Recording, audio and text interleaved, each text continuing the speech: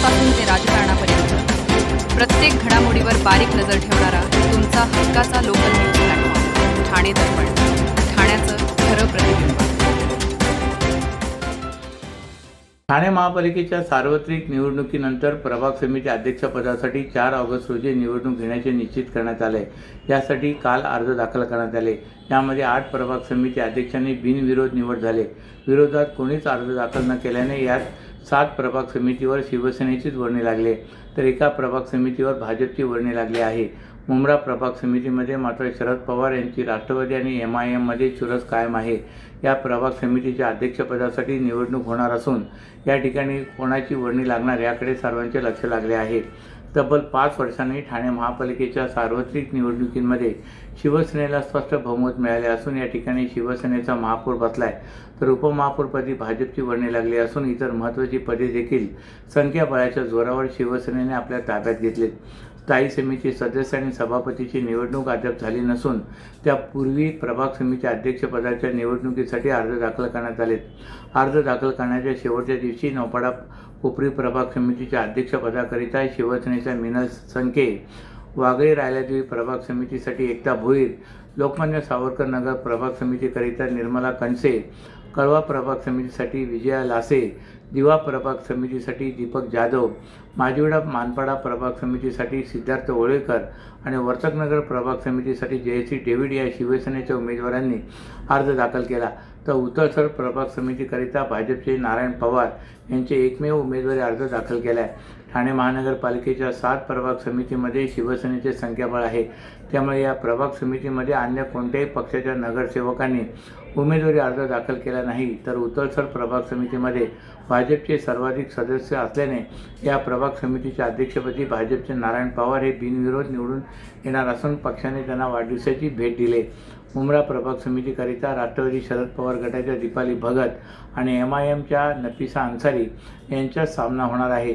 मुंब्रा प्रभाग समितीमध्ये राष्ट्रवादी शरद पवार गटाकडे सर्वाधिक 9 सदस्य आहेत, तर MIMकडे 5, राष्ट्रवादी अजितदादा पवार गटाकडे 2 असे संख्याबळ असल्याने या प्रभाग समितीमध्ये होणाऱ्या लढतीकडे सर्वांचे लक्ष लागले. ठाणे महानगरपालिकेच्या माध्यमातून लोकमान्य टिळकांच्या पुण्यतिथीचे औचित्य साधून उपमुख्यमंत्री एकनाथ शिंदे यांच्या मार्गदर्शनाखाली व खासदार नरेश म्हस्के यांच्या संकल्पनेतून व विशेष निधीतून लोकमान्य आळी चरे येथील लोकमान्य टिळक चौक भित्तिचित्र व परिसर सुशोभीकरण प्रकल्पाचे लोकार्पण महापौर शर्मिला पिंपळकर यांच्या अध्यक्षतेखाली खासदार नरेश म्हस्के, आमदार रवींद्र फाटक यांच्या उपस्थितीत पार पडले.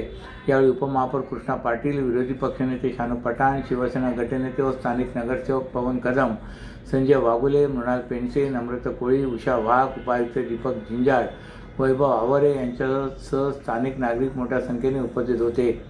स्वराज्य हा माझा जन्मसिद्ध हक्क आहे आणि तो मी मिळवणारच या एका वाक्याने लाखो भारतीयांच्या मनात स्वातंत्र्याची ज्योत प्रज्वलित करणारे बाळ गंगाधर टिळक हे देशासाठी प्रेरणास्थान आहेत. जनतेने त्यांना बहाल केलेली लोकमान्य ही पदवी त्यांच्या लोकमान्य नेतृत्वाची साक्ष असल्याचे खासदार नरेश म्हस्के यांनी नमूद केले. उपमुख्यमंत्री एकनाथ शिंदे यांच्या मार्गदर्शनाखाली स्थानिक नागरिकांच्या मागणीनुसार या ठिकाणी लोकमान्य टिळकांचे स्मारक उभारण्याची संकल्पना मांडण्यात आली होती. मात्र पुतळा उभारण्यासाठी आवश्यक शासकीय परवानग्या व तांत्रिक निकषामुळे ते शक्य न झाल्याने पर्याय म्हणून लोकमान्य टिळकांचे भव्य भित्तिचित्र आणि सुशोभित परिसर विकसित करण्यात आल्याचे त्यांनी नमूद केले. लोकमान्य टिळकांच्या पदस्पर्शाने पावन झालेल्या या परिसराला ऐतिहासिक महत्त्व असल्याचे सांगताना या ठिकाणी त्यांनी स्वातंत्र्याची प्रेरणा देणारी भाषणे केली होती. तसेच राष्ट्रीय स्वयंसेवक संघाचे सरसंघचालक डॉक्टर मोहन भागवत आणि धर्मवीर आनंद दिघे यांचाही या परिसराशी असलेला भावनिक संबंध नरेश म्हस्के यांनी सांगितला आहे. लोकमान्य टिळकांनी सुरू केलेला गणेशोत्सव आजही या ठिकाणी मोठ्या उत्साहात साजरा केला जात असून त्यांनी दिलेल्या विचारांनी प्रेरित झालेल्या अनेक पिढ्या येथे राहत असल्याचे स्थानिक रहिवासी महेश जोशी यांनी सांगितले. ठाणेकरांच्या जीवनात सकारात्मक बदल घडविणारी विकास कामे वेळेत, गुणवत्तापूर्ण आणि पारदर्शक पद्धतीने पूर्ण झाली पाहिजेत. यासाठी कामाचे कालबद्ध नियोजन करा असे स्पष्ट निर्देश त्यांनी संबंधित यंत्रणांना दिलेत. ठाणे जिल्ह्यातील मेट्रो, घोडबंदर प्रकल्पासह इतर महत्त्वाच्या प्रकल्पांना भेट देत परिवहन मंत्री प्रताप सरनाईक यांनी काल आढावा घेतला. यावेळी ठाणे शहरातील मेट्रो आराखडा आणि रस्ते विकास कामांवर सविस्तर चर्चा करण्यात आली.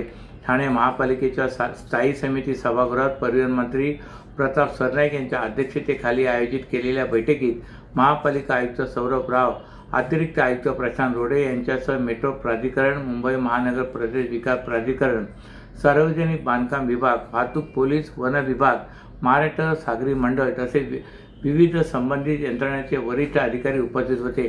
प्रस्तावित मेट्रो मार्गिकेच्या आराखड्यामुळे परिसरातील संरचनांवर होणाऱ्या संभाव्य परिणामाचे तांत्रिक सर्वेक्षण करूनच अंतिम निर्णय घेण्यात यावा, असे सरनाईक यांनी स्पष्ट केले. संबंधित भागात सर्व यंत्रणांची संयुक्त पाहणी तसेच स्थानिक नागरिकांशी संवाद साधून पारदर्शक पद्धतीने प्रकल्पाची अंमलबजावणी करण्याची सूचना त्यांनी केली. याशिवाय घोडबंदर मार्गावरील रस्ते विकास कामादरम्यान भूमिगत वीज वाहिन्यांचे नुकसान, हिरानंदानी परिसरातील प्रलंबित संरक्षण भिंतीचे काम, वाघबीळ येथील प्रस्तावित शूटिंग रेंज प्रकल्पासाठी सुमारे 26 ते 27 कोटी रुपये खर्चाच्या या प्रकल्पासाठी आवश्यक अंदाजपत्रक व शासन मान्यतेची कार्यवाही तातडीने पूर्ण करण्याचे काम तसेच अन्य प्रकल्पाची कामे वेगाने पूर्ण करण्यात यावी, असे सरनाईक यांनी सांगितले. वाहतूक ऑपरेटर्ससाठी व्यावसायिक वाहने खरेदी करण्यासाठी सोपी आणि विश्वासार्ह कर्ज सुविधा. कर्ज मर्यादा 1 कोटी रुपयांपर्यंत, 5 वर्षांची परतफेडीची मुदत, आकर्षक व्याजदर. TJSB fleet term loan. TJSB सहकारी बैंक लिमिटेड, भरोसे का बैंक, भविष्य का bank. Asset backed credit loan. व्यवसाय आणि आर्थिक गरजांसाठी मालमत्तेवर आधारित कर्ज. कर्ज मर्यादा 5 कोटींपर्यंत, 120 महिन्यांचा परतफेडीचा कालावधी. विश्वासार्ह वित्तीय भागीदार तुमच्या प्रगतीसाठी. TJSB asset backed credit loan. TJSB सहकारी बैंक लिमिटेड, भरोसे का बैंक, भविष्य का बैंक. तुमच्या व्यवसायासाठी खेळते भांडवल, क्षमता विस्तार, आधुनिकीकरण आणि यंत्रसामग्री खरेदीसाठी विश्वसनीय ओव्हरड्राफ्ट सुविधा. कर्ज मर्यादा 7 कोटींपर्यंत, जलद मंजुरी, 120 महिन्यांचा परतफेडीचा कालावधी. TJSB ODS drop against property. TJSB सहकारी बैंक लिमिटेड, भरोसे का बैंक, भविष्य का बैंक. दादा, दात घासताय ना, मग पाणी का वाया घालवताय? ताई, भांडी घासा नाहीतर फोन पहा, पण नळ का चालू ठेवलाय? अंघोळ झाली ना करून, मग शॉवर चालूच. कपडे धुताय पण पाणी वाया जातंय, त्याचं काय? गाडी अशी धुताय आणि उद्या पाणी कायमचं संपलं तर? पाण्यासाठी किती जणांची वणवण होते. कित्येक कुटुंबांना तर पाणी मिळतही नाहीये. पाणी बोलत नाही, पण आपण त्याची किंमत जाणली पाहिजे. पाण्याचा अपव्यय टाळा, परिस्थिती भीषण होऊ शकते. प्रत्येक थेंब जपा, पाणी वाचवा. पाणी ही निसर्गाची देणगी आहे. पाणी निर्माण करता येत नाही. पाण्याची बचत हीच पाण्याची निर्मिती. ठाणे महानगरपालिकेतर्फे जनहितार्थ जारी. भिवंडी येथे धोकादायक इमारत कोसळून 10 जणांचा मृत्यू झाल्यानंतर ठाणे महापालिका क्षेत्रातील अतिधोकादायक इमारती रिकाम्या करून तोडण्याचे आदेश ठाणे महापालिका आयुक्त सौरभ राव यांनी दिलेत.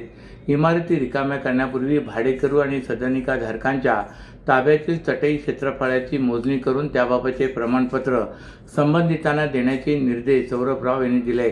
भिवंडी येथे इमारत दुर्घटनेनंतर ठाणे महापालिका क्षेत्रातील C1 प्रवर्गातील म्हणजेच राहण्यास अयोग्य आणि तात्काळ निष्कर्षित करावी लागणारी इमारत अति धोकादायक रिकामी करून तोडण्याचे आदेश देण्यात आलेत.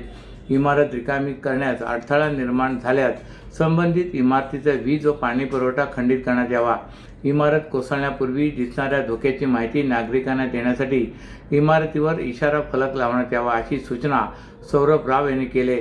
ज्या रहिवाशांकडे पर्यायी व्यवस्था उपलब्ध नसेल त्यांच्यासाठी महापालिकेने निश्चित केलेल्या स्थलांतर शिबिरामध्ये तात्पुरती निवास व्यवस्था उपलब्ध करून देणे तसेच प्रत्येक विभाग स्तरावर तांत्रिक अधिकाऱ्यांचे स्वतंत्र पथक स्थापन करून धोकादायक इमारतींची नियमित तपासणी व त्याचा आढावा घेण्याच्या सूचना आयुक्तांनी दिल्यात. C2A, C2B आणि C3 या प्रवर्गातील इमारतींबाबत शासनाच्या परिपत्रकानुसार आवश्यक ती कार्यवाही करण्याचे निर्देश देत आयुक्तांनी सर्व विभागांनी समन्वयाने काम करून कोणतीही दुर्घटना घडणार नाही यासाठी सर्वतोपरी दक्षता घेण्याचे आदेशही राव यांनी दिले. ठाणे महानगरपालिकेच्या विविध विभागात कार्यरत कंत्राटी कामगारांनी अनेक वर्षापासून प्रलंबित असलेल्या मागण्यांच्या पूर्ततेसाठी आंदोलन केले. समान काम करूनही समान वेतन मिळत नसल्याचा आरोप करत कामगारांनी विविध प्रलंबित प्रश्न तातडीने निकाली काढण्याची मागणी केली. श्रमिक जनता संघाचे सरचिटणीस जगदीश खैरेलिया यांनी सांगितले की महापालिकेच्या स्वच्छता विभागासह विविध विभागांमध्ये कार्यरत कंत्राटी कामगारांकडून नियमित कर्मचाऱ्यांनी इतकेच काम करून घेतले जाते, मात्र त्यांना त्यानुसार वेतन व इतर सुविधा मिळत नाहीत. त्यामुळे समान काम समान वेतन या तत्त्वाची अंमलबजावणी करून सर्व कंत्राटी कामगारांना न्याय द्यावा अशी प्रमुख मागणी करण्यात आली. याशिवाय सर्व पात्र कामगारांना ग्रॅज्युटीचा लाभ देणे, लाड समितीच्या शिफारशी तातडीने लागू करणे, शिक्षण विभागातील सफाई कामगारांना दररोज काम उपलब्ध करून नियमित वेतन देणे, तसेच ESIC सुविधा बंद झाल्यामुळे निर्माण झालेल्या वैद्यकीय अडचणी दूर करण्यासाठी पर्यायी आरोग्य सुविधा उपलब्ध करून देण्याबरोबरच महापालिका आयुक्तांनी यापूर्वी दिलेल्या आश्वासनानुसार कंत्राटी कामगारांसाठी मेडिक्लेम पॉलिसी तातडीने लागू करावी अशी मागणी यावेळी करण्यात आली. कामगारांच्या प्रलंबित मागण्यांबाबत प्रशासनाने तातडीने सकारात्मक निर्णय घ्यावा, अन्यथा आंदोलन अधिक तीव्र करण्यात येईल असा इशारा श्रमिक जनता संघाचे सरचिटणीस जगदीश खैरेलिया यांनी दिला आहे. अशाच नव्या आणि ताज्या बातम्यांसाठी ठाणे दर्पणच्या पेजला लाईक करा आणि फॉलो करायला विसरू नका.